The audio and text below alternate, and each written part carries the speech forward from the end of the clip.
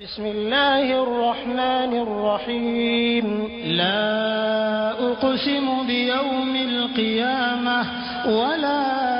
أقسم بالنفس اللوامة. أيحسب الإنسان أن لن نجمع عظامه بلى قادرين على أن نسوي بنانه بل يريد الإنسان ليفجر أمامه يسأل أيان يوم القيامة فإذا برق البصر وخسف القمر وجمع الشمس والقمر يقول الإنسان يومئذ أين المفر كلا لا وزر إلى ربك يومئذ المستقر ينبأ الإنسان يومئذ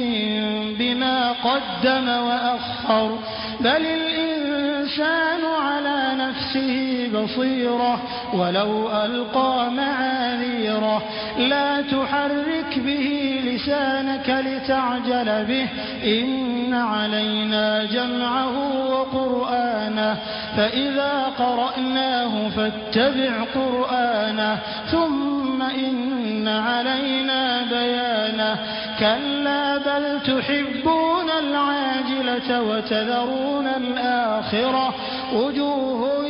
يومئذ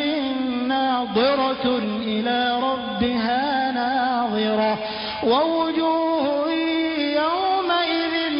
باسرة تظن أن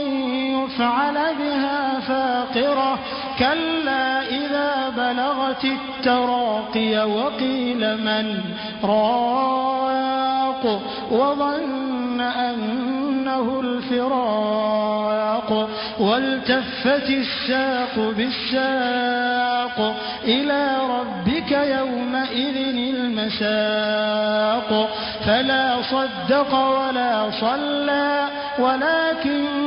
كذب وتولى ثم ذهب إلى أهله يتمطى أولى لك فأولى ثم أولى لك فأولى أيحسب الإنسان أن يترك سدى ألم يك نطفة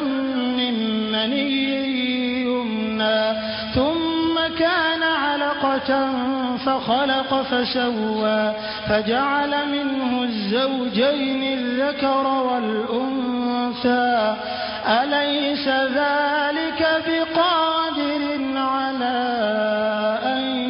يحيي الموتى